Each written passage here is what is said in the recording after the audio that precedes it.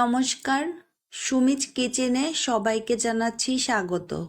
রুই মাছের এই রেসিপিটা একবার খেলে সবাই বারবার আপনার প্রশংসা করবে, এতটাই সুস্বাদু হয় এই রেসিপিটা। একটি কড়াইতে পরিমাণ মতো তেল দিয়ে রুই মাছগুলো দিয়ে দিতে হবে। রুই মাছগুলো পরিমাণ মতো হলুদ, লবণ, মরিচ দিয়ে মেখে নিতে হবে। এরপর মাছগুলো লালচে করে ভেজে নিতে হবে।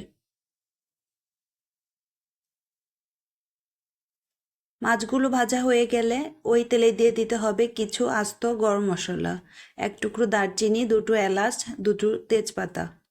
কয়েক সেকেন্ড নাড়াচাড়া করে নিতে হবে। এরপর এখানে দিয়ে দিতে হবে হাফ চা চামচ আদা বাটা, হাফ চা চামচ রসুন বাটা।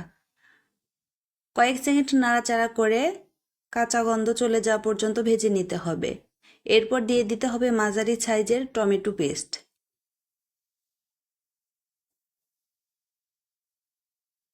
এখন দিয়ে দিতে হবে দুটি মাঝারি সাইজের পেঁয়াজ বাটা। সমস্ত মশলা একসাথে 1 মিনিটের মতো ভেজে নিতে হবে, তাহলে কাঁচা গন্ধ চলে যাবে।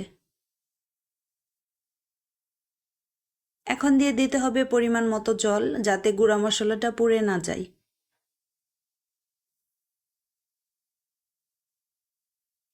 হাফ চা চামচ হলুদ গুঁড়া, 1 চা চামচ মরিচ গুঁড়া, হাফ চা চামচ পরিমাণ ধনিয়া গুঁড়া, হাফ চা চামচ পরিমাণ জিরা গুঁড়া আর স্বাদ মতো লবণ। মশলাটা ভালোভাবে কষিয়ে নিতে হবে। এই রান্নার স্বাদই কিন্তু মশলাই। যত বেশি ভালো করে মশলা কষানো হবে তত বেশি রান্নাটা খেতে ভালো লাগবে। মশলাটা কষানো হয়ে গেছে। এখন ভেজে রাখা মাছগুলো দিয়ে 1 মিনিটের মতো ভালোভাবে কষিয়ে নিতে হবে। আর ভিডিওটি যদি ভালো লেগে যায় একটি লাইক দিতে ভুলবেন না। এরকম আরও সহজ রেসিপি পেতে চাইলে চ্যানেলটি সাবস্ক্রাইব করে দিতে পারেন। মাছগুলো কষিয়ে নিয়ে এখন পরিমাণ মতো জল দিয়ে দিতে হবে। দিয়ে দিতে হবে পরিমাণ মতো কাঁচামরিচ। ঢাকনা দিয়ে রান্না করে নিতে হবে 10 মিনিট। এর মাঝে ঢাকনা খুলে 2-1 বার নেড়ে দিতে হবে।